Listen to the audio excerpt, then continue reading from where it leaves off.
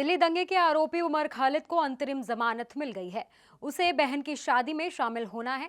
16 दिसंबर से 29 दिसंबर तक के लिए अंतरिम जमानत दे दी गई है। दिल्ली की कड़कड़डुमा कोर्ट ने अंतरिम जमानत देते हुए कहा है कि उमर को 29 दिसंबर की शाम को सरेंडर करना होगा। रिहाई की शर्तों के तहत अदालत ने निर्देश दिए हैं कि उमर खालिद सोशल मीडिया का इस्तेमाल नहीं करेगा, किसी भी गवाह से संपर्क नहीं करेगा और वो केवल अपने परिवार के सदस्यों, रिश्तेदारों और दोस्तों से ही मिल सकता है। जेएनयू के पूर्व छात्र नेता उमर खालिद ने कड़कड़डुमा कोर्ट में अंतरिम जमानत के लिए याचिका दायर की थी। खालिद ने अपनी बहन के निकाह में शामिल होने के लिए 14 से 29 दिसंबर तक की अंतरिम जमानत की मांग की थी। याचिका में कहा गया था कि 27 दिसंबर को उनकी बहन का निकाह है और परिवार के महत्वपूर्ण समारोह में उसकी उपस्थिति जरूरी है। सितंबर 2020 में दिल्ली पुलिस ने उमर खालिद को गिरफ्तार किया था। उस पर आरोप है कि उसने फरवरी 2020 में दिल्ली में बड़े पैमाने पर हिंसा की साजिश रची थी। इस मामले में यूएपीए के तहत केस दर्ज किया गया। खालिद के साथ शर्जील इमाम और कई बाकी लोगों पर भी इसी मामले में साजिशकर्ता होने का आरोप लगा है।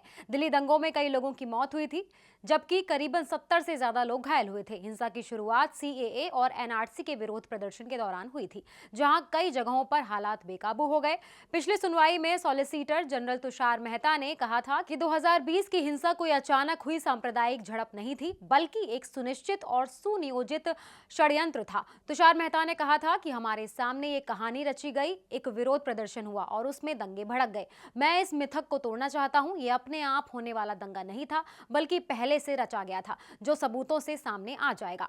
एसजी मेहता ने दावा किया था कि जुटाए गए सबूत दिखाते हैं कि समाज को सांप्रदायिक आधार पर बांटने की कोशिश की गई थी। इसके साथ ही उन्होंने विशेष रूप से शर्जील इमाम के कथित भाषण का जिक्र करते हुए कहा कि इमाम कहते हैं कि उनकी इच्छा है कि हर उस शहर में चक्का जाम हो जाए जहां मुसलमान रहते हैं। खालिद की जमानत याचिका इससे पहले भी कई बार अदालत द्वारा खारिज की जा चुकी है। अदालत ने आदेश देते हुए कहा है कि अंतरिम जमानत अवधि समाप्त होने के बाद खालिद को 29 दिसंबर की शाम को संबंधित जेल के अधीक्षक के सामने आत्मसमर्पण करना होगा।